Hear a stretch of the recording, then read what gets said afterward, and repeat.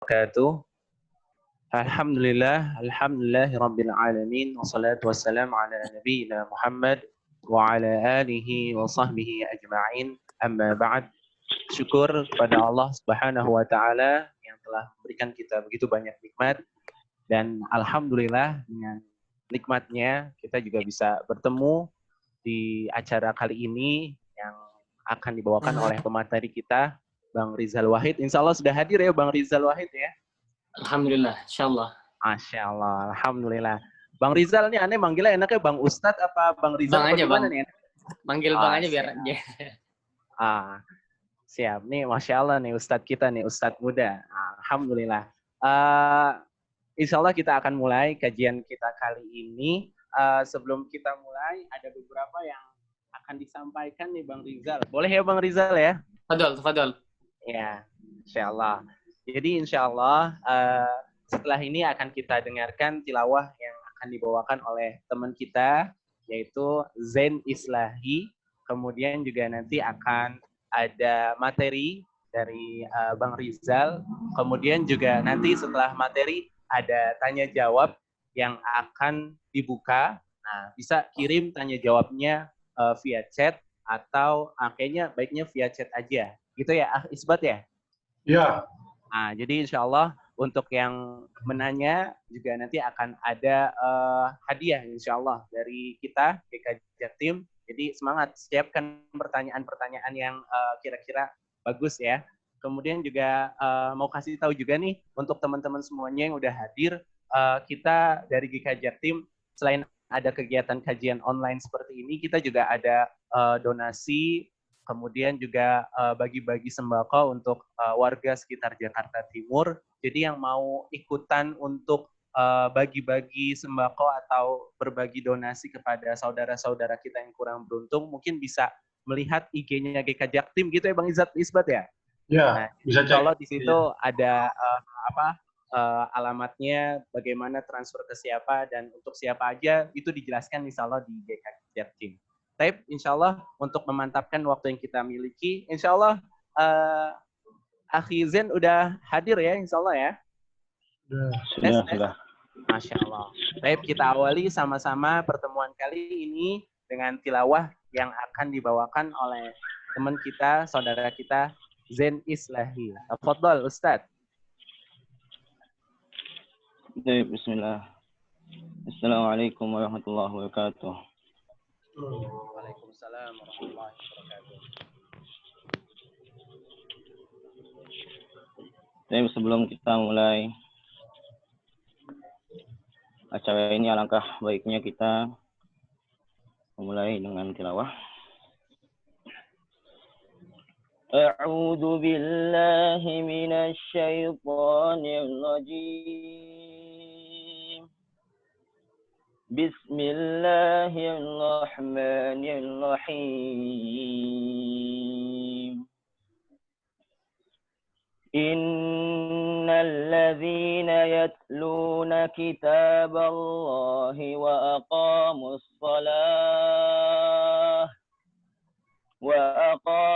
salata wa anfaqu mimma razaqnahum sirran wa 'alaniyah yarjuna tijaratan lan tabur liyuwaffiyahum ujurahum wa yazidahum min fadlih innahu ghafurun syakur. والذي أوحينا إليك من الكتاب هو الحق مصدقا لما بين يديه إن الله بعباده لخبير بصير ثم أورثنا الكتاب الذين اصطفينا من عبادنا فمنهم ظالم لنفسه ومنهم مقتصد ومنهم سابق بالخيرات بإذن الله ذلك هو الفضل الكبير جنات عدن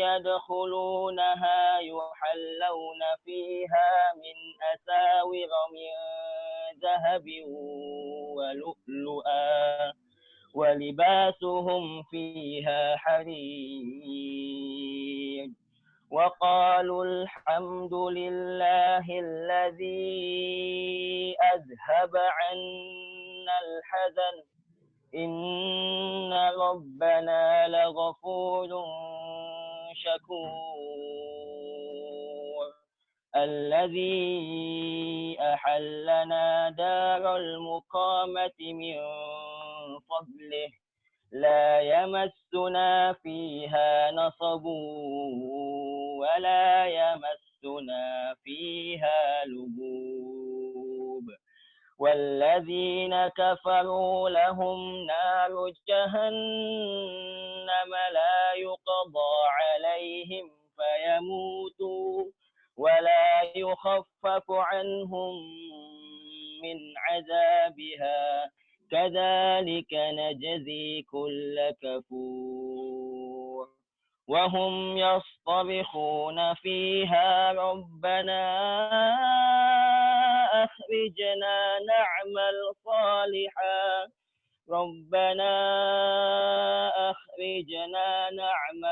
صالحا غير الذي كنا نعمل أولم نعمركم ما يتذكر فيه من تذكر وجاءكم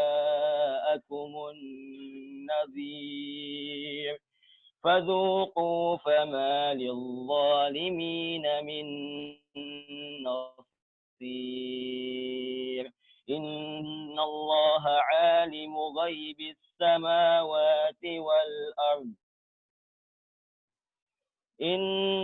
إنه عليم بذات الصدور صدق الله العظيم السلام عليكم ورحمة الله وبركاته. Waalaikumsalam warahmatullahi wabarakatuh. Alhamdulillah, syukran, terima kasih untuk akhina Zen Islahi. Masya Allah, baru saja kita dengarkan bacaan Quran dari teman kita, yaitu Akhi Zen.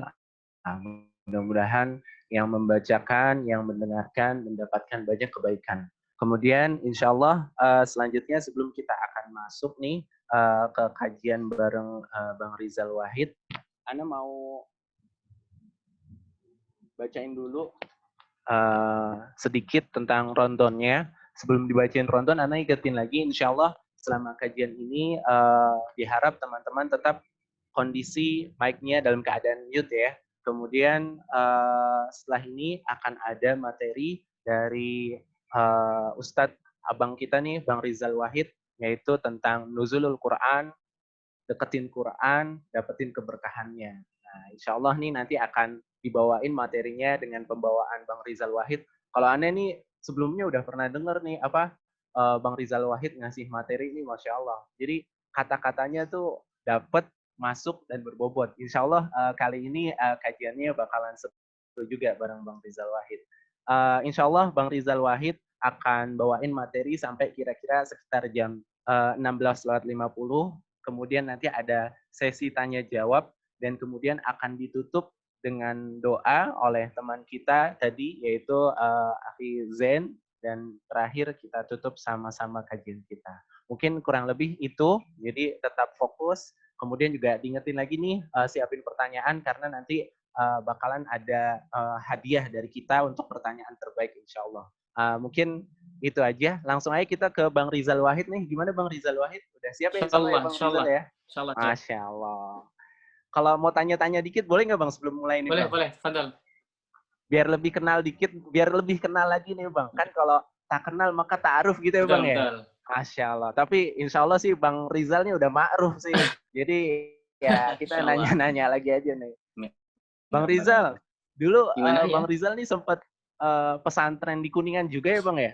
Betul, Oh, betul. Masya Pesantren di Allah. Kuningan. Ya jadi waktu itu tuh Anda sempat ngobrol sama teman setelah dengerin Bang Rizal waktu ngisi materi di DPP waktu Ramadan kemarin kalau nggak salah deh. Anda lupa. Jadi ngobrol nih sama teman, wah Anda dengerin ada nih yang suka baca Quran, anak muda gitu kan.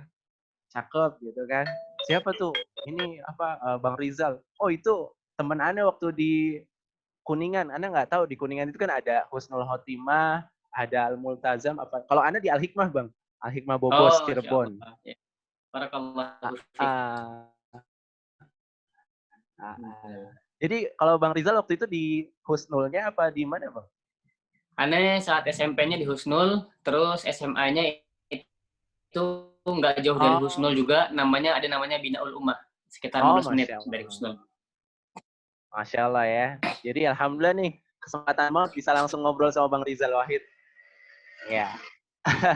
Tapi Bang, untuk memantapkan waktu yang kita miliki, teman-teman pasti udah nggak sabar nih mau nyimak materi dari tim bertahannya. Langsung aja mungkin biar lebih maksimal kepada Bang Rizal Wahid dipersilakan Bang. Fadhol. Oke. Bismillah.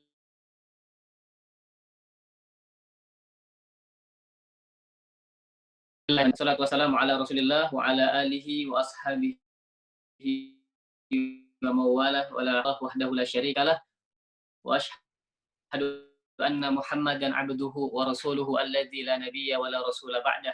Allahumma salli wa sallim ala nabiyyina Muhammad wa ala alihi wa ashabihi wa man tabi'ahum bi ihsanin ila yaumiddin. Kita bersyukur kepada Allah karena pada kesempatan yang berbahagia ini Allah memilih kita di antara sekian banyak hambanya untuk sama-sama mau meluangkan waktu, melapangkan hati, duduk di majelis ilmu, sebab ini sebuah kenikmatan yang tidak Allah berikan kepada semua orang.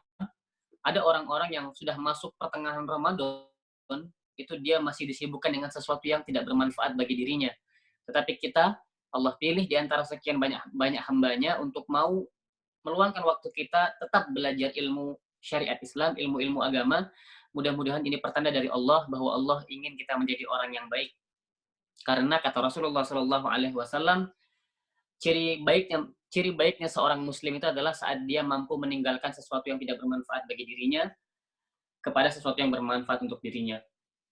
Salawat dan salam semoga senantiasa tercurahkan kepada Nabi kita Muhammad Shallallahu Alaihi Wasallam beserta para keluarganya, para sahabatnya, dan mudah-mudahan kelak kita mendapatkan syafaat dari Rasulullah Shallallahu Alaihi Wasallam. Teman-teman yang dirahmati oleh Allah, kita masuk ke sebuah tema yang sangat menarik, yakni tentang nuzulul Quran. Sebelumnya kita bahas sedikit tentang nuzulul Quran. Secara umum, kita mengenal nuzulul Quran ini adalah sebagai hari di mana turunnya Al-Quran. Kalau di Indonesia, itu diperingati setiap tanggal 17 Ramadan. Tapi tahukah kita bahwa sebenarnya terjadi banyak perbedaan pendapat tentang kapan turunnya Al-Quran itu. Jadi sampai sekarang teman-teman, dari sejak zaman sahabat Nabi, bayangkan sahabat saja itu berbeda pendapat tentang kapan tepatnya turun Al-Quran itu. Lantas dari mana munculnya pendapat bahwa turunnya Al-Quran itu pada malam 17? Pendapat ini keluar dari Imam Hasan Al-Basri yang mengatakan bahwa Al-Quran itu turun pada malam 17 Ramadan. Imam Hasan Al-Basri itu berpendapat mengikuti dengan adanya Quran surat Al-Anfal ayat 41. Di mana di situ ada petikan ayat yang berbunyi in kuntum amantum billah wa ma anzalna ala abdina yaumul furqan yaumal taqal jam'an. Jika engkau beriman kepada apa yang kami turunkan kepada hamba kami, kata Allah, pada hari Furqan, hari pembeda, yaumal taqal jam'an, pada hari di mana bertemunya dua pasukan. Mufassirin menafsirkan, maksudnya adalah diturunkannya Al-Quran pada hari Furqan ketika dua pasukan bertemu, yakni Perang Badar. Perang Badar kapan terjadinya? Pada tanggal 17 Ramadan. Sehingga Imam Hasan Al-Basri berpendapat bahwa turunnya Al-Quran itu pada malam 17 Ramadan. Tetapi para sahabat itu banyak yang berpendapat lain. Contohnya, Ibnu Abbas itu berpendapat bahwa turunnya Al-Quran itu pada malam 23 Ramadan. Kalau Ibnu Mas'ud berpendapat turunnya Al-Quran itu pada malam 24 Ramadan. Bahkan ada beberapa ulama salaf yang berpendapat bahwa Al-Quran itu turun pada malam pertama bulan Ramadan. Banyak perbedaan pendapat. Kenapa bisa berbeda pendapat? Kita cek ayat Quran surat Ad-Dukhan ayat 3. Apa bunyinya? Inna anzalnahu fi lailatin mubarakatin. Kami turunkan Quran ini pada malam yang diberkahi. Apa malam yang diberkahi ini? Quran surat Al-Qadr ayat 1. Inna anzalnahu fi lailatul qadar. Sesungguhnya kami turunkan Al-Quran ini pada malam Lailatul Qadar. Pertanyaan saya, Lailatul Qadar tuh terletak pada malam keberapa? Pada malam di 10 terakhir Ramadan. Nah, lalu kok bisa nih kontradiksi nih antara satu ayat dengan ayat yang lain? Kok bisa berbeda? Ayat yang lain mengatakan pada hari perang Badar. Ayat yang lain mengatakan pada malam Lailatul Qadar. Maka ulama berpendapat ketika ayat pertama Quran itu turun, malam Lailatul Qadar belum ditetapkan pada 10 malam terakhir. Jadi para ulama berpendapat seperti itu. Jadi ketika ayat pertama ini turun, belum ada ketetapan bahwa Lailatul Qadar itu pasti 10 malam terakhir, belum. Jadi Lailatul Qadar bisa aja pada malam pertama, bisa aja malam ke-17, bisa aja malam ke-20, bisa aja malam ke-11, belum ada ketetapan. Ketika ayat pertama Quran turun, barulah ditetapkan Lailatul Qadar itu oleh Rasulullah SAW pada 10 hari terakhir. Disuruh cari pada 10 hari terakhir. Sehingga para ulama mengatakan bisa jadi memang Al-Quran ini diturunkan pada malam 17 Ramadan. Di mana saat itu bisa jadi pada malam tersebut memang Lailatul Qadar. Karena belum ditetapkan sebagai 10 hari terakhir tuh malam Lailatul Qadar belum ada saat itu. Tetapi ada pendapat lain yang mengatakan bahwa gini. Jadi kan gini, Al-Quran itu kan diturunkan secara 2 kali ya. Jadi pertama diturunkan secara sekaligus oleh Allah ke langit dunia. Itu sekaligus, semua 30 juz Allah turunkan langsung. Sekaligus. Yang kedua, Allah turunkan berangsur-angsur dari langit dunia atau Baitul Izzah kepada Rasulullah SAW secara berangsur-angsur. Siapa yang mengantarkan? Jibril alaihissalam, sesuai dengan kondisi yang terjadi di bumi saat itu. Secara berangsur-angsur. Nah, pendapat yang terakhir ini mengatakan bahwa Al-Quran ini turun pada malam Lailatul Qadar secara langsung ke langit dunia dan turun secara bertahap kepada Rasulullah pertama kali pada malam 17 Ramadan. Itu pendapat yang terakhir ini. Jadi pendapatnya adalah Al-Quran ini turun secara sekaligus ke langit dunia atau Baitul Izzah pada malam Lailatul Qadar dan turun secara bertahap untuk pertama kalinya ke Rasulullah SAW pada malam 17 Ramadan. Seperti itu. Tetapi yang paling penting sebenarnya teman-teman semua adalah bukan pada malam keberapa Al-Quran turun. Bukan itu yang paling penting. Karena yang paling penting dan pasti adalah Al-Quran itu turun di bulan Ramadan. Tidak peduli malam keberapa. Syahrul Ramadan alladzi unzila fihil Quran. Quran surat Al-Baqarah ayat 185. Bulan Ramadan adalah bulan diturunkannya Al-Quran. Ini yang harus dijadikan catatan penting dalam hidup kita. Kita nggak usah fokus pada malam keberapa nih Quran turun. Tidak perlu. Tapi kita harus fokus bahwa pada bulan Ramadan, Al-Quran diturunkan. Apa maknanya? Kenapa ayat ini bergandengan dengan ayat wajibnya kita berpuasa Ramadan? Para ulama mengatakan tadabburnya itu bahwa amalan yang paling besar di bulan Ramadan setelah puasa Ramadan adalah memperbanyak interaksi bersama Al-Quran. Itulah kenapa ayatnya itu berurutan dengan ayat tentang wajibnya kita berpuasa di bulan Ramadan. Pelajarannya kita itu dianjurkan, disyariatkan, ibaratnya, hampir wajib lah untuk memperbanyak interaksi bersama Al-Quran. Karena ini bulan turunnya Al-Quran. Bahkan salah satu yang membuat Ramadan ini menjadi mulia adalah karena di dalamnya turun Al-Quran. Karena kelebihan Quran ini, teman-teman semua, dia bisa membuat apapun yang bersinggungan dengannya menjadi mulia. Salah satunya adalah Ramadan. Menjadi mulia karena di dalamnya turun Al-Quran. Sama kayak malaikat Jibril. Kenapa mulia? Karena malaikat Jibril, beliau menjadi wasilah turunnya Al-Quran. Rasulullah menjadi mulia kenapa?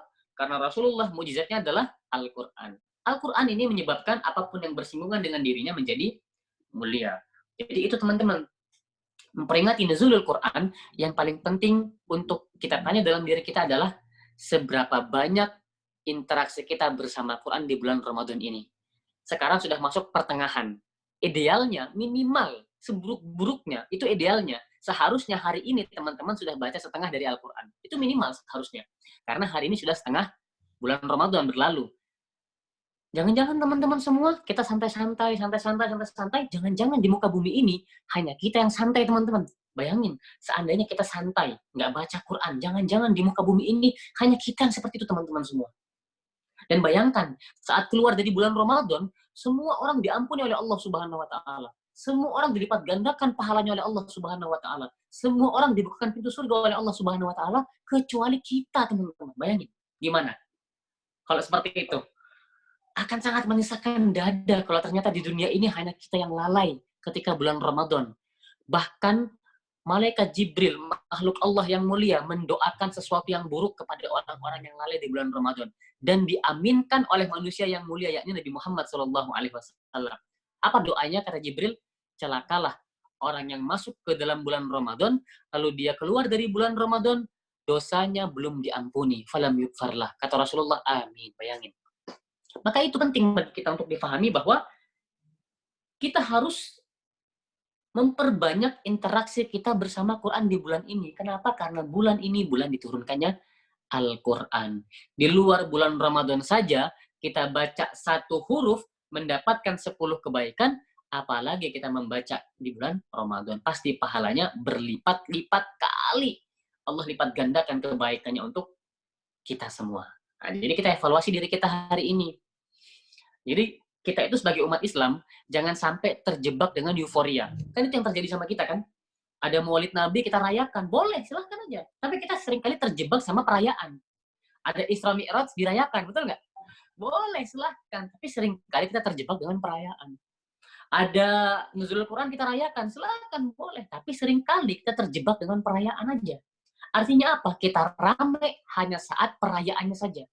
Rame ketika maulid, tapi enggan mencari sejarah tentang Nabi Muhammad SAW.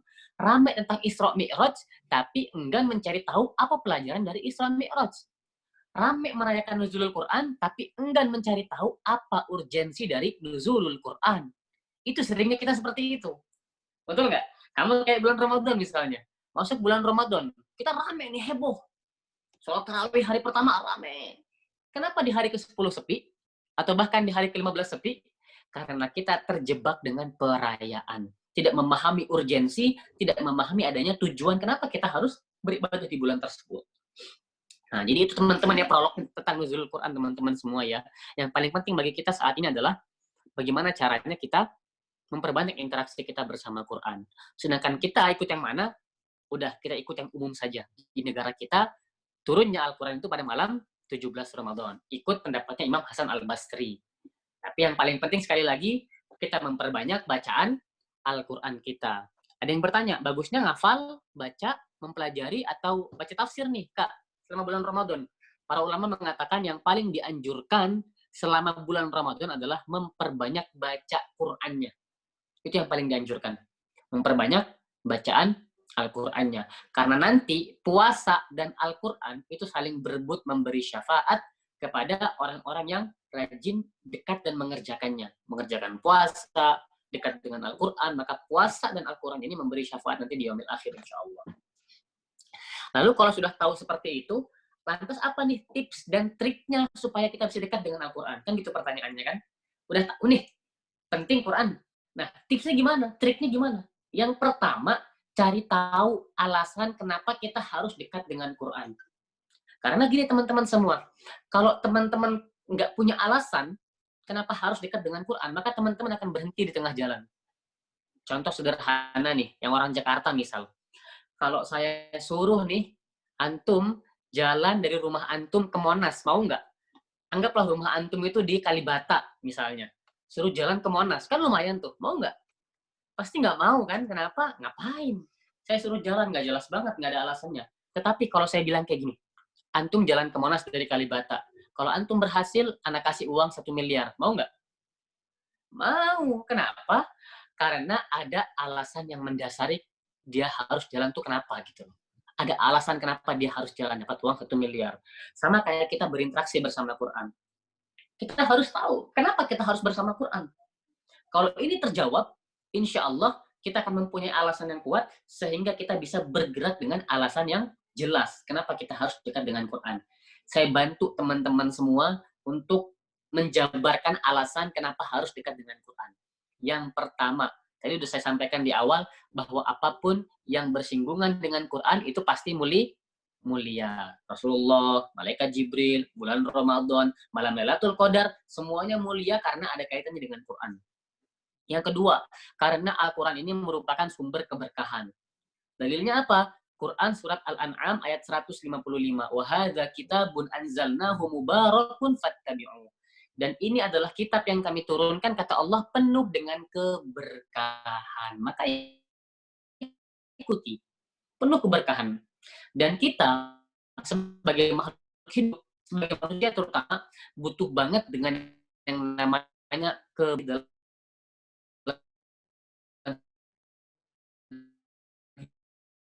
harus dekat dengan Quran, karena apapun interaksi kita bersama Quran, semuanya bernilai kebaikan di sisi Allah.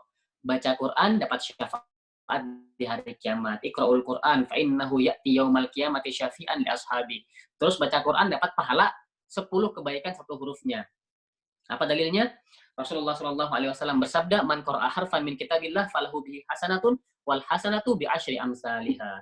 Jadi dapat 10 kebaikan dari Allah Subhanahu wa taala. Ngafal Quran bisa ngasih mahkota ke keluarganya, bisa dapat surga yang paling tinggi. Mempelajari Quran didoakan oleh malaikat, dapat rahmat, dapat as-sakinah di hati mereka. Disebut-sebut oleh Allah Subhanahu wa taala namanya di hadapan para penduduk langit. Apapun interaksi bersama Quran, itu semuanya bernilai kebaikan. Itu yang pertama ya. Jadi caranya adalah untuk dekat dengan Quran itu kita harus punya alasan yang kuat kenapa harus dekat dengan Quran. Yang kedua, punya agenda yang jelas bersama Quran. Seringnya kita teman-teman semuanya pengen dapat yang sempurna dari Allah, pengen dapat segera kenikmatan dari Allah, tapi giliran disuruh baca Quran, sering banget ngasih waktu sisa ke Allah. Betul nggak? Saya mau baca Quran sesempatnya saja. Betul nggak? Saya mau baca Quran seluangnya aja. Sering kali kita begitu. Akhirnya apa yang terjadi? Kita nggak baca Quran. Karena sering banget ngasih waktu sisa. Dan di waktu sisa, sering banget kita kecapean, ngantuk, main HP, dan lain sebagainya. Seharusnya kita memprioritaskan Al-Quran di awal hari. Pagi-pagi tuh, habis sholat subuh, atau sebelum subuh, baca Quran dulu. Kalau nggak bisa sebelum subuh, ya udah habis baca maksurat, habis sholat subuh, baca maksurat, baru baca Quran pagi. Kenapa? Karena nanti kasih waktu sisa sama Quran. Kalau bersama Quran itu teman-teman harus sengaja meluangkan waktu, tidak bisa menunggu waktu yang luang. Karena pasti nggak ada waktu luang. Main HP aja kerjaannya pasti, atau sibuk sama kerjaan-kerjaan yang lainnya. Itu yang kedua, punya agenda yang jelas bersama Al-Quran. Yang ketiga, punya lingkungan atau komunitas Quran. Ini penting. Kenapa? Karena manusia itu imannya naik turun. Kadang-kadang futur, kadang-kadang nggak semangat,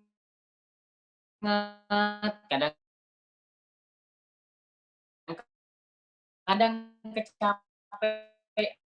Maka kata Allah, ar-rajulu 'ala dini khalilihi falyanzur may yukhalil. Seseorang itu tergantung agama temannya, maka hendaklah dia mencari, memperhatikan dengan siapa dia berteman. Itu kata Rasul. Kenapa? Kalau ring satu kita ini adalah orang-orang yang malas baca Quran, maka begitulah diri kita. Tapi kalau ring satu kita ini, teman-teman circle terdekat kita adalah orang yang rajin baca Quran, insya Allah kita ketularan. Rajin baca Quran. Atau minimal iri pengen baca Quran. Itu udah minimal banget. Maka cari lingkungan atau komunitas yang senang dengan Quran. Yang terakhir, caranya adalah banyak-banyak minta sama Allah Subhanahu wa taala, berdoa sama Allah Subhanahu wa taala. Tadi qori kita membaca Quran surat Fatir ayat 32, apa kata Allah dalam ayat tersebut? Summa awrasnal kitabal ladzina istafaina min ibadina. Kemudian kami wariskan Quran ini kepada hamba-hamba yang kami pilih, kata Allah. Jadi Allah tuh memilih hamba-hambanya. Maka kita minta sama Allah untuk memilih kita menjadi hamba-hamba Allah yang diwarisi Al-Quran. Minta. Jangan sombong ngandelin kemampuan kita. Saya mah Kak cerdas Kak. Ngafal tuh cepet, otak saya encer. Oh jangan. Jangan teman-teman. Kata Allah apa? Inna nahnu nazzalna dzikra wa inna lahu lahafizun. Kata Allah. Sesungguhnya Quran ini Allah yang nurunin, Allah yang jaga. Maka minta izin sama Allah. Ya Allah. wariskan kepada kami Al-Quran, bukakan hati kami untuk rajin baca Quran, karuniakan kepada kami keturunan-keturunan yang rajin bersama Quran. Ada doanya kan, Allahumma ja'alna wa ahlana wa auladana min ahlil Quran alladzina hum ahluka wa khassatuh.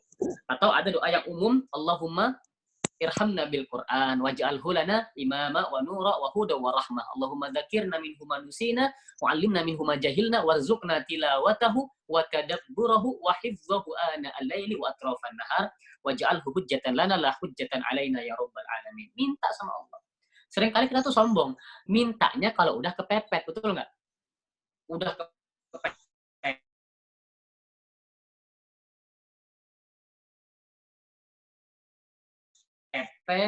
Seringnya kita itu menjadikan Allah pilihan kedua. Udah di samping jurang baru Allah, Allah, Allah, Allah, betul nggak? Seringkali kita gitu, udah di ujung jurang baru manggil Allah. Seharusnya dari awal-awal ada masalah itu, kita langsung larinya ke Allah dulu. Minta pertolongan Allah. Nah, itu cara-cara untuk mendekat dengan Al-Quran. Yang ketiga adalah bagaimana pertanyaannya, cara mendapatkan tadi ayat Al-Quran surat Al-An'am ayat 155. Wa hadza kitabun anzalnahu mubarakun fattabi'uh. Ikuti Quran. Itu cara mendapatkan keberkahannya. Diikuti. Quran bilang A, diikutin. Quran melarang B, jangan dikerjakan kalau dilarang. Ikutin sebisa dan semampu kita. Kita berikhtiar secara maksimal untuk mengikuti isi Al-Quran. Diamalkan. Diamalkan. Karena jangan sampai kita memahami ayatnya, menyebarkan kebaikannya, tapi tidak mengamalkannya. Apa kata Allah? Ata'muruna an-nasa bil birri wa tansawna anfusakum wa antum tatlunal kitab. Apakah engkau menyuruh kepada manusia untuk berbuat baik, tapi engkau lupa dengan dirimu sendiri, padahal engkau membaca ayatnya, membaca kitabnya, memahami maknanya, kata Allah. Afala ta'qilun, apakah engkau nggak berpikir? Kata Allah Subhanahu wa Ta'ala. Jadi cara dapat keberkahan, jangan merasa lebih pintar dari Allah deh. Jangan mendikte Allah. Tapi kan saya seperti ini, saya seperti itu, saya B, saya C. Jangan. Kalau kata Allah jangan, ya jangan. Kalau kata Allah kerjain, ya kerjain. Jangan banyak protes. Aduh, nggak bisa gini, nggak bisa gitu. Jangan protes. Jangan merasa lebih pintar dari Allah Subhanahu wa Ta'ala. Karena Allah menetapkan sesuatu itu biqadarin, sesuai dengan kadarnya sudah. Dan manusia itu pasti bisa mengerjakannya. Nggak mungkin Allah menetapkan sesuatu melebihi kemampuan manusia. Itu nggak mungkin. Itu nggak mungkin. Maka jangan lagi kita banyak alasan. Disuruh puasa, ya puasa. Disuruh baca Quran, baca Quran. Disuruh sholat, ya sholat. Ini jangan sampai masuk bulan Ramadan, kita malah memperbanyak aktivitas yang justru menjauhkan kita dari tujuan dari adanya bulan Ramadan. Ingat, tujuan dari Ramadan apa? Tujuan dari adanya bulan Ramadan adalah la'allakum tattaqun, agar kita semua bertakwa kepada Allah Subhanahu wa Ta'ala. Maka jangan sampai kita masuk ke bulan Ramadan, keluar dari bulan Ramadan dalam keadaan masih memikul dosa. Karena kata malaikat Jibril, celakalah orang-orang yang seperti ini, dan Rasulullah pun mengaminkan doa tersebut. Wallahu ta'ala a'lam bishawab. Mungkin itu aja materi yang bisa saya sampaikan. Nanti selebihnya kita adakan sesi sharing atau tanya jawab. Fadhal. Iya, Masya Allah. Ini, Masya Allah, ini udah catat semua nih. Insya Allah bagus semua nih materinya Bang Ustadz Rizal Wahid nih. Jadi jangan sampai rugi surganya Allah. Coba nih kita ada pertanyaan, mungkin bisa sambil tanya jawab ya Bang Rizal ya. Dan teman-teman yang mau siapin pertanyaan juga silahkan, masih dibuka pertanyaannya. Coba kita lihat nih. Udah ada satu pertanyaan sini dari teman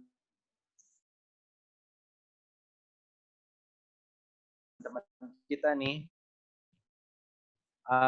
Salah satunya Rizal, sambil nanya, udah dibuka ya, salah ya.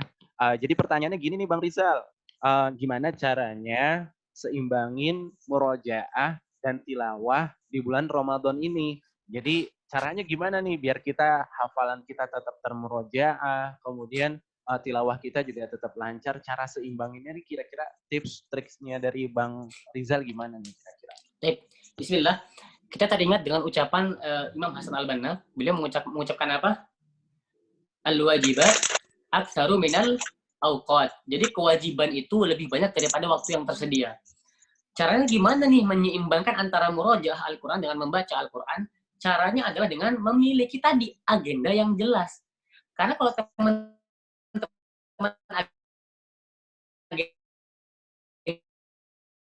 agendanya nggak jelas, pasti kebingungan sendiri. Sekarang saya bacakan bisa membagi waktu dengan baik. Dan kalau sudah berbaikan, baca Quran kebaikan. Kalau sudah bertemu dua kebaikan, yang dikurangi bukan kebaikannya. Yang dikurangi adalah sesuatu yang mubahnya. Paham ya? Kalau bertemu dua kebaikan, yang dikurangi bukan kebaikannya, tetapi yang mubahnya. Contoh, kalau teman-teman bingung kapan harus murojaah, kapan harus baca Quran, maka yang dikurangi bukan murojaahnya, bukan baca Qurannya, tetapi yang dikurangi sesuatu yang mubahnya. Apa yang mubah itu? Tidur. Tidur mubah kan? Dikurangi tidurnya. Terus main HP mubah kan? Dikurangi main HP-nya. Main game adalah mubah kan? Maka dikurangi main game-nya. Jangan sampai baca Qur'annya yang dikurangi, jangan sampai murojaahnya yang dikurangi, tetapi sesuatu yang mubahnya yang dikurangi. Kalau bulan Ramadan seperti ini, itu gampang banget teman-teman ngebagi waktunya. Caranya adalah teman-teman, murojaah yang paling efektif itu adalah ketika sebelum sholat subuh atau di sepertiga malam terakhir. Apa dalilnya? Dalilnya Quran surat Muzammil. Ya ayyuhal muzammil qumil laila illa qalila nisfahu aw inqus minhu qalila aw zid alaihi wa rattilil Qur'ana tartila. Kenapa? Bangun sepertiga malam terakhir karena kita dianjurkan membaca Quran dengan tartil pada waktu tersebut. Kenapa? Inna sanulki alaika qaulan tsaqila. Karena Allah ingin memberikan perkataan yang berat kepada kita, yakni Al-Quran. Al-Quran ini merupakan qaulan tsaqila, perkataan yang berat. Dan kenapa pada malam tersebut kita murojaah? Inna nasyi'atal laili hiya asyaddu wa ta'u aqwamu qila. Karena bacaan pada malam hari itu lebih melekat di dalam hati. Itu kata Allah Subhanahu wa taala.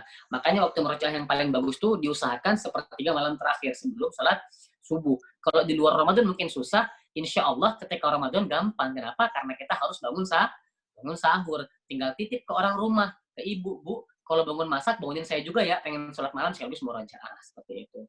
Baca Qurannya kapan? Banyak waktunya. Habis sholat pagi bisa, habis sholat duha bisa, habis sholat zuhur bisa, habis sholat asar bisa. Sempatkan 10 menit aja. Kalau antum lancar baca Qurannya, teman-teman, 40 menit itu, 30 menit sampai 40 menit itu bisa dapat 1 juz. Kalau antum lancar baca Qurannya. Kalau antum misalnya masih belum terlalu lancar baca Qurannya, itu biasanya butuh waktu kurang lebih 1 jam. Sebentar, sinyalnya jelek. Lengket-lengket ya. Sebentar. Itu butuh waktu kurang lebih 1 jam kalau kita tidak lancar bacaan Qur'annya. Nah, kalau kita baca 10 menit, dapat berapa? Kalau kita 10 menit baca Quran, itu bisa dapat kurang lebih 1 rubu'. 1 rubu' itu kurang lebih ya sekitar 2 lembar setengah atau 5 halaman lah. Seperti itu. Kedengaran nggak suara saya? Kedengaran ya? Kedengaran, insya Allah, Ustaz. Nah, kedengaran. Jadi seperti itu teman-teman semua, sempatkan waktu. Nah, jadi insya Allah bisa ngebaginya. Jadi caranya adalah memanage waktu dengan baik untuk membagi kapan harus murojaah, kapan harus membaca Quran. Dipastikan dengan jelas waktunya. Insya Allah kalau udah jelas waktunya, tidak akan kerepotan lagi untuk membagi waktu antara murojaah dan membaca Al-Quran. Lagi pula, aktivitas membaca Quran itu adalah bagian dari murojaah. Murojaah bin nazar namanya. Murojaah sembari melihat Quran itu namanya tilawah. Seperti itu. Nggak jadi masalah. Wallahu a'lam bishawab. Wah, Masya Allah. Insya Allah jelas ya, teman-teman, penjelasan dari Bang Rizal nih. Masih ada pertanyaan nih, Ustadz. Betul. Dari teman-teman kita nih, Masya Allah. Semangat, Insya Allah nih pertanyaannya. Ada pertanyaan lagi. Afwan ingin bertanya, Kak, bagaimana tips istiqomah bersama Al-Quran, baik di bulan Ramadan maupun setelah Ramadan. Jadi intinya, gimana nih tips, trik biar Ramadan kayak atau enggak Ramadan kayak ini kita tetap semangat buat baca Quran, membersamai Al-Quran. Itu mungkin Bang Rizal. Oke. Jadi gini kuncinya teman-teman semua. Harus difahami bahwa apa ya ayatnya saya lupa. Saya ingat. Allah tidaklah kamu mengetahui apa yang terjadi besok, dan tidaklah kamu mengetahui di bumi bagian mana kamu akan mati. Artinya apa? Kita nggak pernah tahu kapan kita mati, teman-teman. Kita mati belum tentu di bulan Ramadan. Syukur-syukur kalau meninggal di bulan Ramadan pas lagi rajin-rajinnya ibadah. Kalau enggak gimana? Maka karena kita nggak tahu kapan kita mati, maka hendaklah beramal baik kapanpun dan dalam kondisi seperti apapun. Karena kita tidak pernah tahu kapan kita kembali kepada Allah Subhanahu wa Ta'ala. Nggak tentu di bulan Ramadan. Bisa jadi di bulan-bulan yang lainnya. Jangan sampai kita mati dalam keadaan lalai dari beribadah kepada Allah Subhanahu wa Ta'ala, atau nauzubillahi min zalik, mati dalam keadaan bermaksiat kepada Allah. Nauzubillahi min zalik. Allahumma inna nas'aluka husnul khatimah insyaallah. Maka caranya pahami bahwa kita nggak tahu kapan kita mati, maka karena contoh, teman-teman dikasih tahu nih bahwa rumah teman-teman pasti kemalingan. Dikasih tahu seperti itu misalnya. Rumah teman-teman pasti kemalingan, tapi nggak tahu kapan malingnya datang. Apa yang teman-teman lakuin?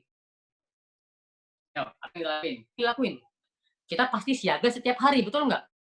Setiap hari gantian ngejagain rumah, sama. Kita udah dikasih tahu oleh Allah bahwa mati itu pasti, kullu nafsin za'iqatul maut, pasti mati itu. Cuman tidak ada yang tahu kapan waktunya. Maka karena kita nggak tahu, kita harus berjaga-jaga terus, hati-hati terus. Jangan-jangan besok, jangan-jangan lusa, jangan-jangan kapan, kita nggak pernah tahu. Maka hendaklah kita bersiap setiap waktu untuk menghadapi kematian. Karena teman-teman, yang harus kita takut itu bukan matinya, teman-teman. Kita nggak perlu takut sama mati. Karena mati itu adalah istirahatnya orang-orang beriman. Nggak perlu takut sama mati. Tapi yang kita perlu takutkan adalah bagaimana keadaan kita saat kita mati, teman-teman semua. Itu yang saya takutkan. Saya khawatir saya mati membawa kebiasaan-kebiasaan buruk saya. Nauzubillahi min dzalik, seperti itu. Jadi cara istiqomah yang pertama, mengetahui bahwa ajal itu bisa datang kapan saja. Itu yang pertama. Yang kedua, cara istiqomah tadi sama. Kita harus memperbanyak teman-teman, lingkungan, komunitas yang satu frekuensi dengan kita. Punya visi yang sama dengan kita, punya misi yang sama dengan kita. Yakni teman-teman yang baik, teman-teman yang salih-salihah. Itu yang kedua. Yang ketiga, berdoa sama Allah Subhanahu wa Ta'ala, meminta keistiqomahan. Ada doanya, apa doanya? Ya muqallibal qulub, tsabbit qalbi ala dinik, Allahumma musarrifal qulub, sarrif qalbi ala ta'atik. Itu yang ketiga. Yang keempat, memahami bahwa istiqomah itu membutuhkan yang namanya proses. Jadi jangan teman-teman baru sehari ibadah terus bilang, aduh nggak sanggup saya istiqomah. Jangan, terus, ikhtiarkan terus. Karena namanya manusia itu kadang imannya naik, kadang imannya turun. Al-imanu yazidu wa yanqus. Jadi ya terus aja berusaha. Fattaqullaha mastata'tum, bertakwa kepada Allah sebisa dan semampu kita. Diusahakan terus. Sedangkan istiqomah itu kita ikhtiarkan dan kita minta kepada Allah Subhanahu wa Ta'ala. Mudah-mudahan kita dikuatkan oleh Allah Subhanahu wa Ta'ala untuk istiqomah melakukan kebaikan. Seperti itu. Wallahu a'lam bishawab.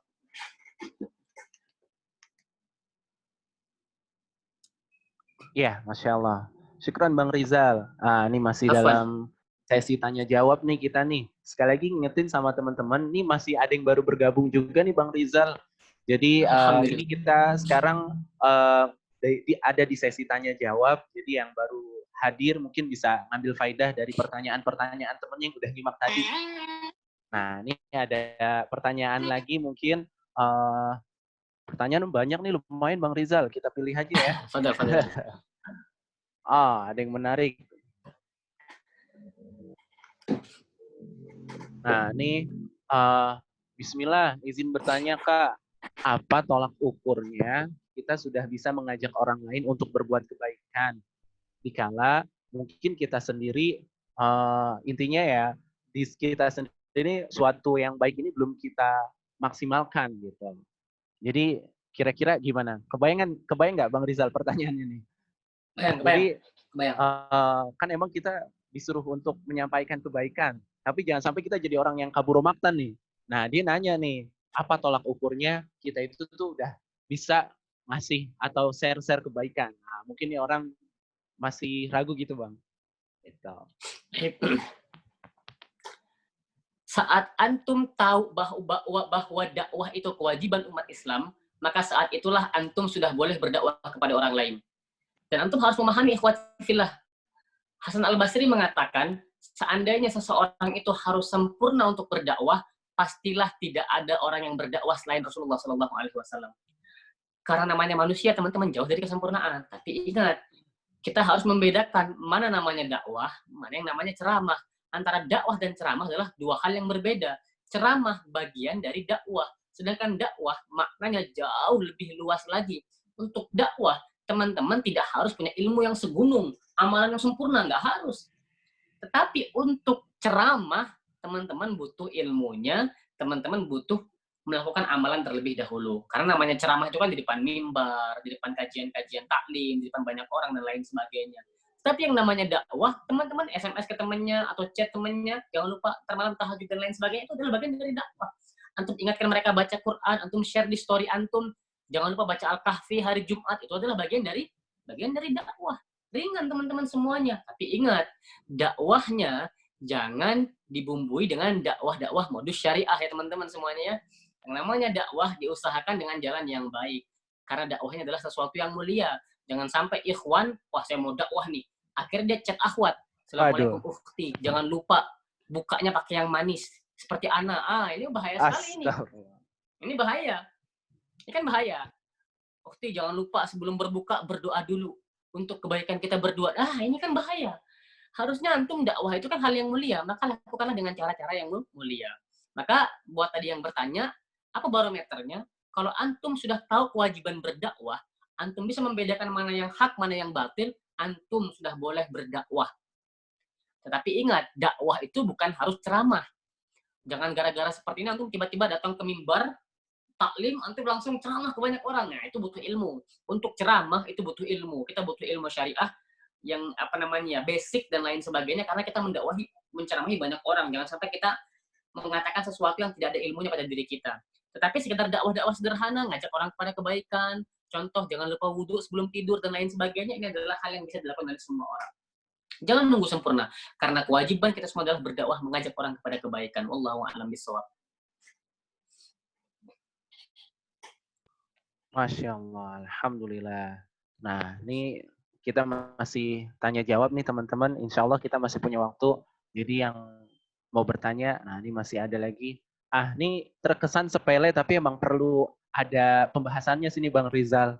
Nah, ini ada pertanyaan seputar ngantuk Bang Rizal ketika tilawah. Jadi pertanyaannya ini, bagaimana mengatasi kantuk yang melanda saat sedang murojaah? Kemudian berapa waktu yang efektif untuk kita murojaah? Nah, ini emang kadang kita ngantuk nih macam-macam, ada yang ngatasinya gimana. Mungkin trik atau tips dari Bang Rizal nih bisa berguna buat teman-teman nih. Silahkan Bang Rizal. Bismillah, teman-teman semua dirahmati oleh Allah Subhanahu wa taala. Salah satu yang membuat seseorang itu futur, tahu futur ya? Artinya dia tidak semangat lagi beribadah. Salah satu penyebabnya adalah karena dia berlebih-lebihan dalam beribadah. Berlebih-lebihan itu nggak boleh teman-teman semua. Dalam keburukan nggak boleh, dalam kebaikan nggak boleh. Kebaikan aja nggak boleh, apalagi keburukan gitu kan. Jadi kita nggak boleh. Artinya apa? Kalau teman-teman ngantuk, tipsnya nggak ada lain selain tidur, istirahat. Ini benar, nggak main-main teman-teman. Kalau antum ngantuk, para ulama sepakat tidak dianjurkan membaca Al-Quran karena khawatir bacaannya menjadi keliru dan kemana-mana sehingga merubah arti. Itu yang dikhawatirkan. Jadi jangan sholat kalau antum ngantuk dan lain sebagainya. Tapi bukan berarti udah azan, aduh anak ngantuk gak sholat lah. Bukan ya teman-teman semua. Maksudnya adalah untuk perkara-perkara yang sunnah.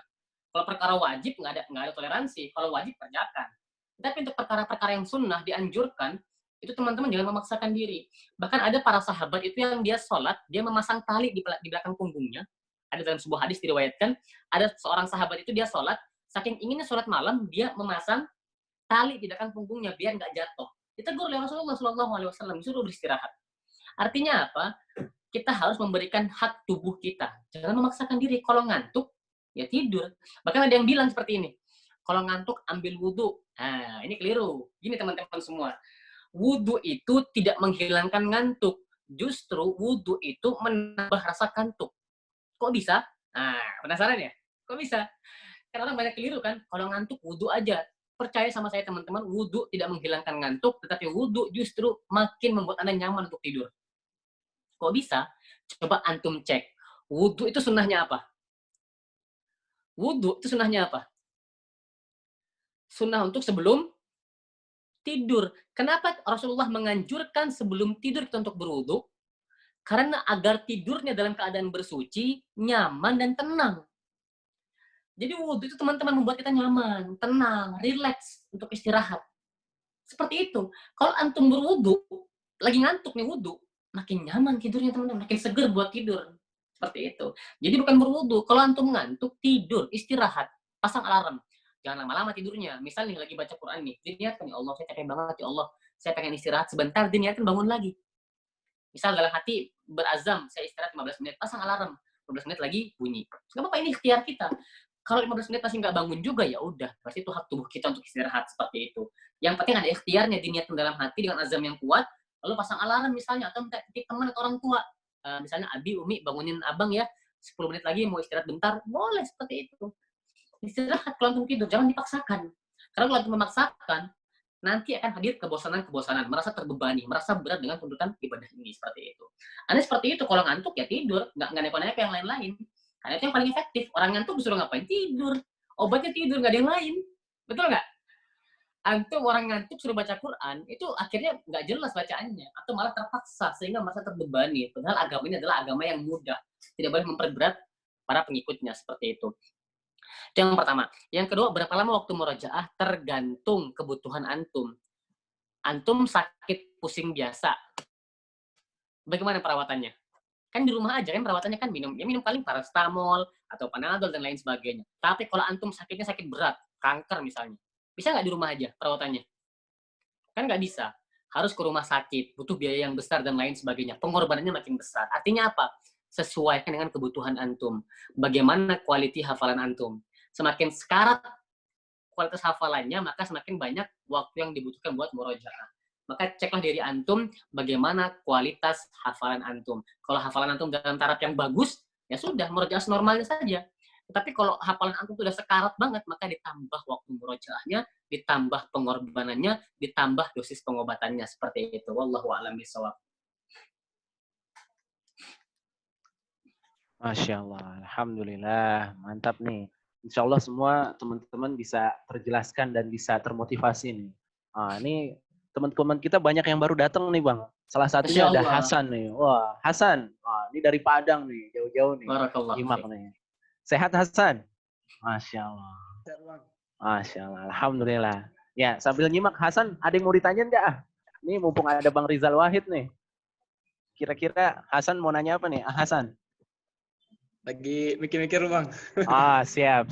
Masya Allah. Baik, kita sambil lanjut pertanyaan yang masih ada nih, kita juga masih ada waktu juga nih Bang Rizal ya. Mungkin masih bisa 1-2 pertanyaan. Ada lagi nih Bang yang menarik. Katanya, mana tadi Anda barusan lihat, intinya tuh dia nanya, gimana cara ngajak temen yang belum tertarik sama Al-Quran, belum tergugah sama Al-Quran, tapi kita gak terkesan menggurui gitu Bang. Itu. Kan kadang-kadang kita mau ngajakin, ayo dong tilawah. Soalim lo, kalau anak muda kan kadang-kadang gitu. So asik lo gitu, gini gitu. Jadi kira-kira gimana ngajak teman kita yang belum belum ada kesadarannya dengan Al-Quran, belum ada hatinya tertambat dengan Al-Quran, tapi nggak terkesan menggurui gitu Bang. Mungkin bisa kasih tips-tipsnya gitu Bang. Tip. Yang pertama, sebelum kita mengajak orang kepada kebaikan, perlu kita pahami bahwa hal pertama yang harus kita lakukan adalah mendoakan. Kita berdoa kepada Allah, semoga Allah buka pintu hidayah kepada orang tersebut. Karena apa? Tugas seorang da'i itu hanya menasehati dan mendoakan saja. Terbatas sampai di situ. Sedangkan yang merubah orang tersebut siapa? Yakni Allah Subhanahu wa Ta'ala. Manusia itu nggak bisa merubah seseorang sampai kapanpun, sehebat apapun, sesoleh apapun, kita nggak bisa merubah seseorang. Dan bisa merubah orang itu adalah Allah Subhanahu wa Ta'ala. Jadi da'i itu nggak boleh baper. Kalau misalnya madu'unya itu nggak nurut sama kita, jangan baper. Dia nggak nurut, saya suruh baca Quran malah nggak mau dan lain sebagainya. Jangan baper. Karena memang tugas dai bukan merubah. Tugas dai adalah menasihati dan mendoakan sepanjang waktu. Jadi doakan dulu. Sebagaimana Rasulullah meminta agar salah satu di antara 2 Umar itu masuk ke dalam Islam. Rasul minta ke Allah, ya Allah, masukkanlah satu di antara 2 Umar masuk ke dalam Islam. Allah kabulkan. Akhirnya yang masuk Islam adalah Umar bin Khattab, seperti itu. Jadi minta agar Allah kasih hidayah kepada mereka. Yang kedua, fahami urutan mengajak orang pada kebaikan. buka di akhir-akhir surat An-Nahl halaman terakhir itu ada cara kita berdakwah kepada orang. Apa ayatnya? Ud'u ila sabili rabbika bil hikmah wal mau'izatil hasanah wajadilhum billati hiya ahsan. Ini 3 tahapannya. Urutan yang pertama adalah hikmah. Apa itu hikmah? Ngasih contoh, ngasih teladan sehingga orang tuh takjub dengan akhlak kita. Betapa banyak orang yang masuk Islam di zaman Rasulullah bukan karena didakwahi, tetapi karena melihat akhlaknya Rasulullah Shallallahu Alaihi Wasallam, banyak sekali. Itu yang pertama, hikmah, kasih contoh. Jangan sampai kita baru hijrah misalnya nih, mulutnya itu lebih pedas dari cabai gitu teman-teman. Langsung dihantam semua teman-temannya. Wah, ini antum, belum ini antum, dihantam semuanya. Akhirnya orang melihat, waduh, bahaya nih kalau hijrah gua, mulutnya jadi malah makin pedas gitu kan. Kok begini orang hijrah? Nah, orang jadi malah antipati sama dakwah kita. Harus ditunjukkan hikmah. Rajin baca Quran depan dia, rajin aja baca Quran. Terus makin santun, sehingga teman kita melihat, oh orangnya rajin baca Quran, mulutnya santun. Berarti kalau orang rajin baca Quran, mulutnya jadi santun. Dia melihat seperti itu. Tapi kalau kita rajin baca Quran nih, tapi mulutnya nggak bisa dijaga, ngomongnya pedes, mencaci maki, ngegibah orang kan ngelihat, orangnya rajin baca Quran, tapi kok sering gibah ya, orang nggak tertarik sama baca Quran akhirnya, seperti itu. Karena antum semua ini adalah brand ambasadornya Islam. Orang melihat Islam bukan dari ceramah antum. Orang melihat Islam bukan dari omongan antum. Orang melihat Islam dari perilaku antum. Itulah orang menilai Islam. Ketika antum santun ucapannya, bagus akhlaknya, bagus teladannya, maka orang akan menilai Islam itu seperti itu.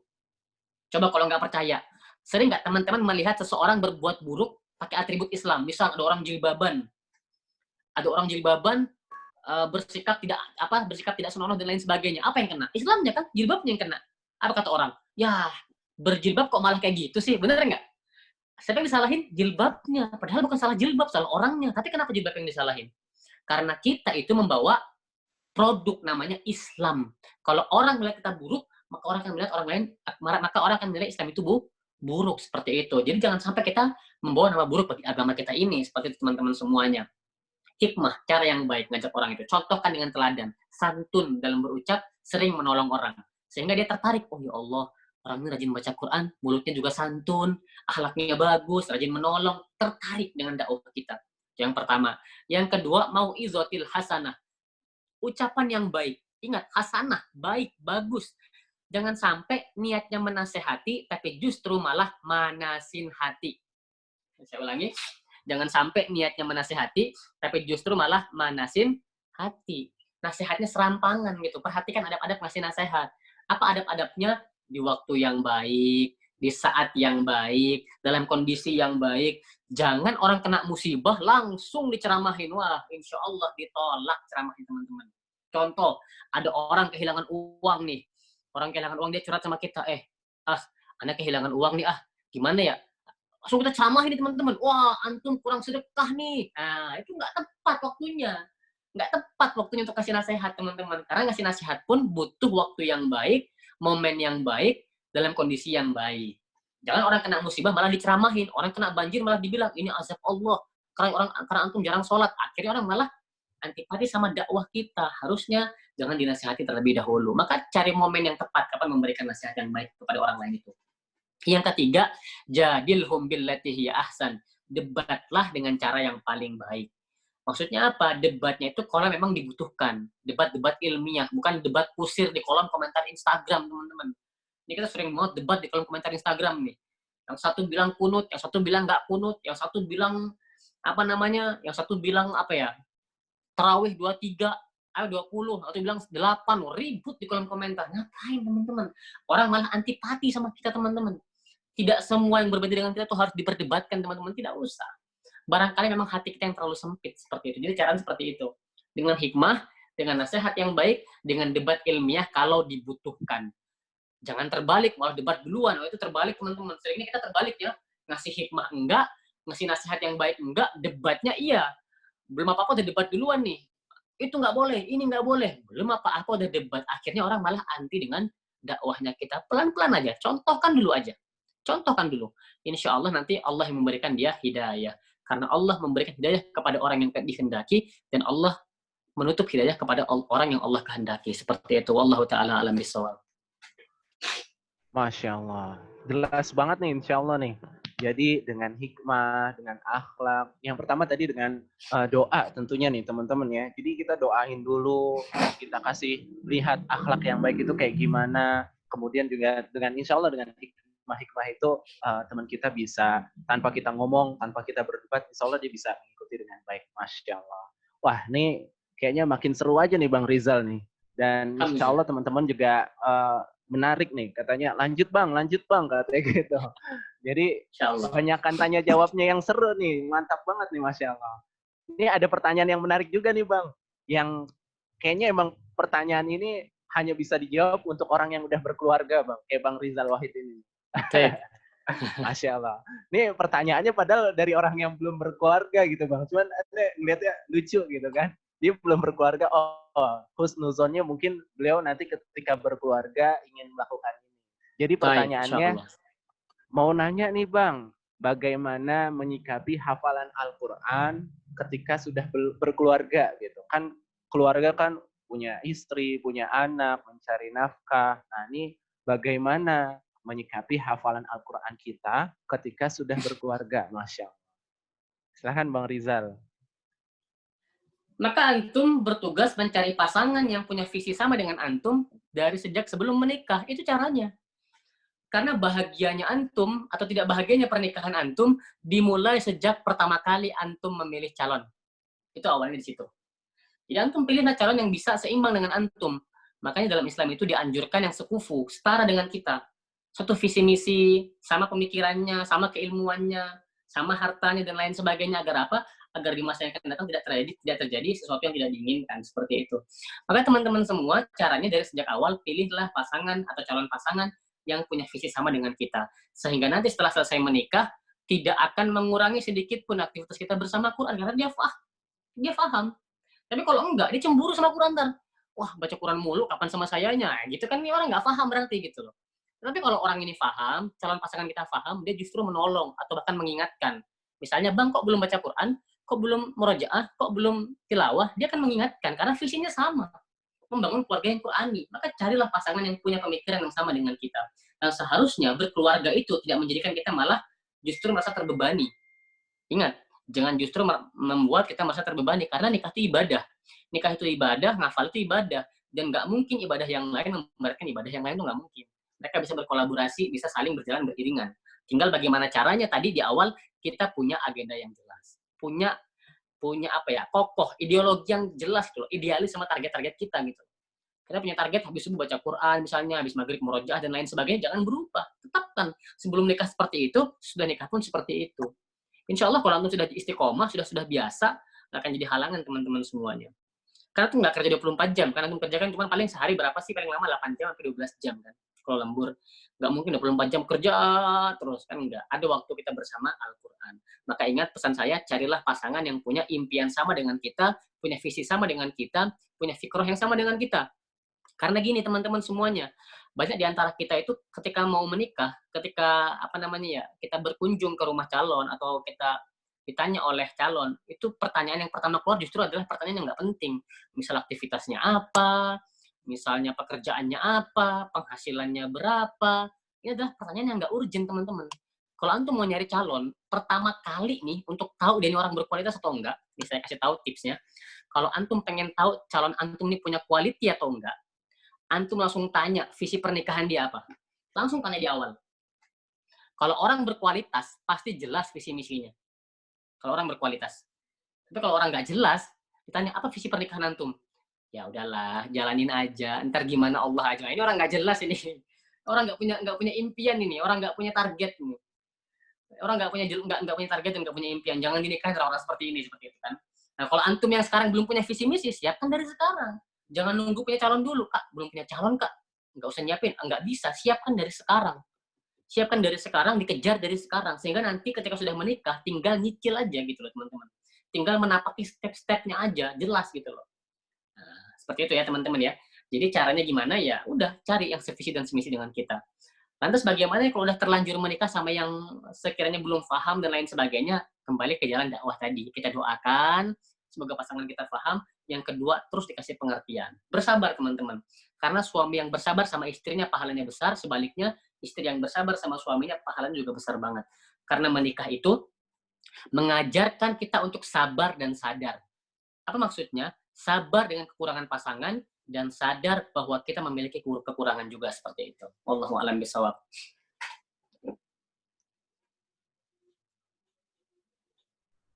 Wah, Masya Allah. Insya Allah jelas ya, akhi yang bertanya nih.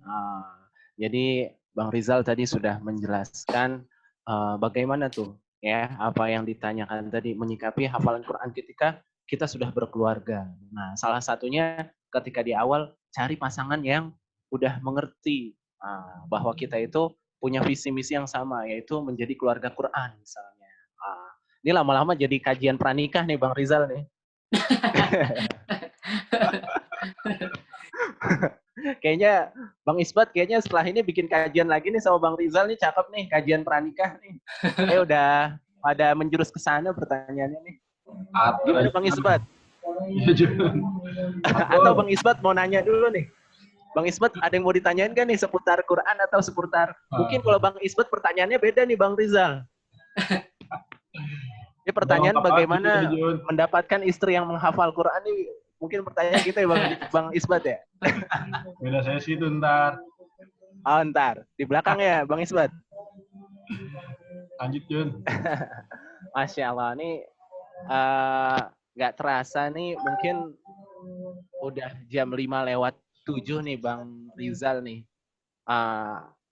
Kira-kira teman-teman masih ada yang mau ditanyain lagi? Atau kita cukupkan nih Bang Isbat karena udah jam segini nih.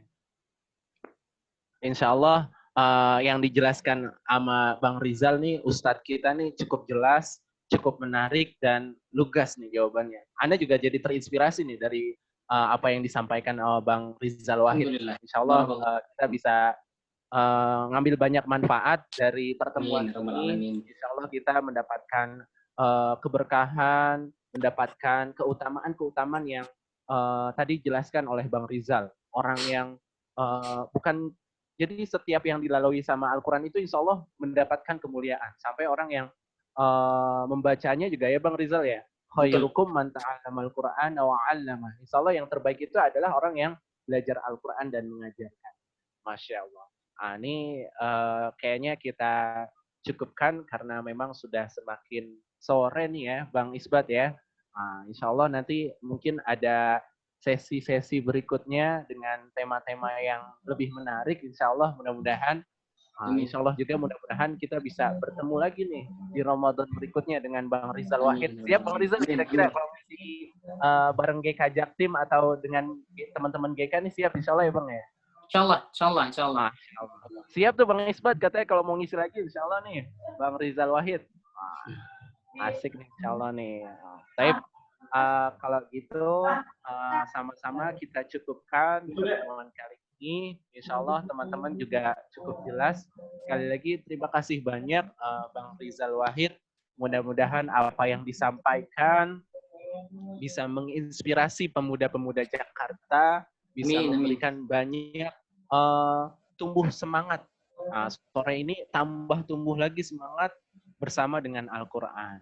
Di akhir, insya Allah akan ada doa dari teman kita, Akhi Muflih, insya Allah sudah tergabung ya. Assalamualaikum Akhi. Waalaikumsalam warahmatullahi. Masya Allah. Ya, insya Allah kita cukupkan sebelumnya dengan membaca doa yang akan dipimpin oleh Akhi kita, yaitu Akhi Muflih. Fadhal Akhi. Baik ya.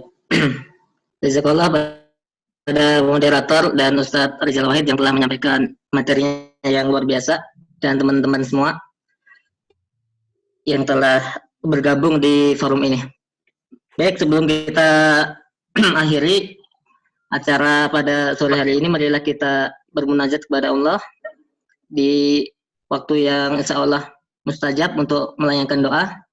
Marilah kita awali doa kita dengan bersama-sama melafazkan nafas istighfar. Nastaghfirullahaladzim. Nastaghfirullahaladzim. Nastaghfirullahaladzim. A'udzu billahi minasyaitonir rajim. Bismillahirrahmanirrahim. Alhamdulillahirabbil alamin. Hamdan syakirin, hamdan na'imin. Hamdan yun'amahu wa yukafi'u mazidah. Ya Rabbana walakal hamdu walakal syukru kama yanbaghi li jalali wajhikal karim wa 'azimi sultanik. Allahumma a'inna ala dzikrika wa syukrika wa husni ibadatik.